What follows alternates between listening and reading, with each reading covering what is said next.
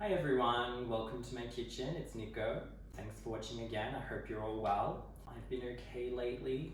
Work has been a little bit so-so.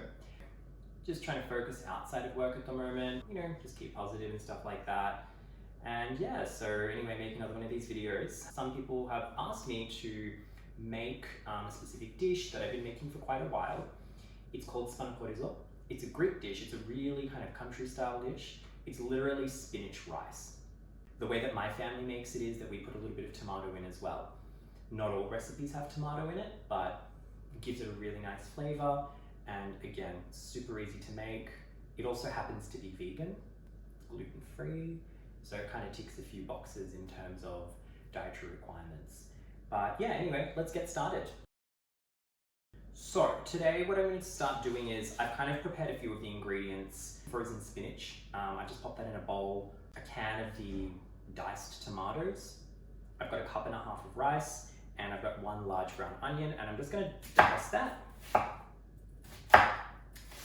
So you can use a food processor if you like, you don't have to, but whatever really floats your boat. I kind of like it a little bit chunkier because I think it just gives it a bit of a nicer like homemade feeling.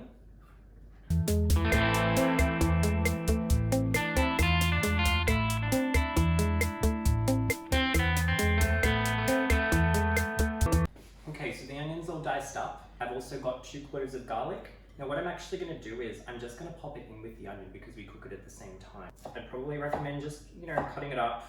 You can crush it if you want to. I don't have a garlic crusher, so here we are, just awkwardly chopping it on my chopping board. You could also use garlic paste if you want, but I don't think it's very good. Also, I recommend using something like a Dutch oven. This one I got from Aldi, it was like 20 bucks and it looks like the Crusette one, which is like a few $100s, so it works just as well. Honestly, I recommend using something non-stick. Stainless steel is probably going to give you some issues later just because of the rice and the way that it kind of cooks. It's almost like a risotto, but whatever you're comfortable with, please use olive oil. Don't use canola oil, don't use sunflower oil. Look, love that you might want to use coconut oil, but no, not this time. Just use olive oil. I mean, it's a Mediterranean dish, so this really adds to the flavor. Don't be stingy with it either. I'm gonna put like quite a bit in. The reason being is because the onion and the garlic are gonna need to cook on a low heat for a little while. You don't want them to burn, you don't want them to stick, because when the garlic burns, it becomes bitter, and you don't want that in this recipe. Yeah, so first thing you do is you get the onion and the garlic, and you put it in the pan, and you heat it a little bit first, and then you kind of cook it very slowly until it's transparent. So I've had the onion cooking away for a while. It's been on a relatively low heat. And as you can see, it's gotten nice and transparent. This is kind of where you want your onion to be. Oh my God. Also, I totally forgot 2 really important ingredients. One is vegetable stock. I've got about 4 cups. I've used a powdered one. You can use a homemade one, totally up to you. But have 4 cups set aside. You may need some more, like just water later on. The other thing is this. It's called rigani, which is oregano. This is a Greek variation of oregano, so it's got a little bit more of like heat to it. I get this from my parents. When my mum dropped it off to me, she was like holding it in foil, standing in the middle, like next to an ATM in a shopping center. It looked like she was about to give me weed, but it wasn't weed. It was this. So you only want to add a little bit, and we're just kind of adding like maybe a few heads. You crunch it up in your hands and you put it in. But that won't be put in yet. I just kind of wanted to explain that this is what I'm also adding to the Spanakorizo. All right, so basically the onion's been cooked transparent. I'm going to add in the spinach now. So you want the spinach to at least be defrosted.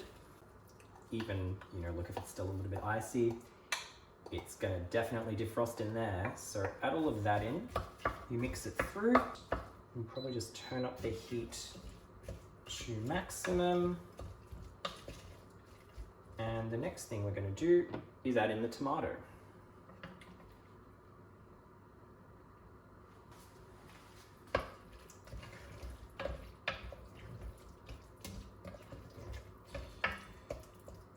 So We've got the tomato in. Now we're going to kind of add our spices and stuff in.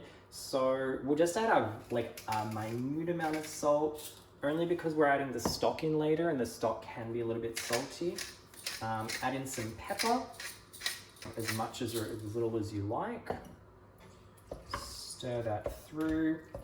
And as I kind of just mentioned before, we're going to be putting some of the digani in.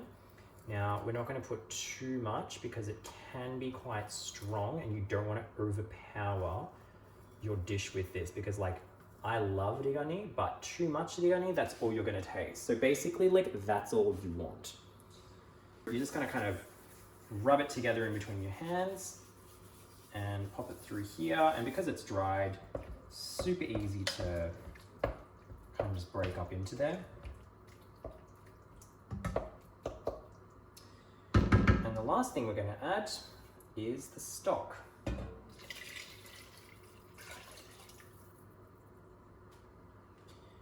it's going to look very, very runny. I'm just going to show you up close just in case you can't see it.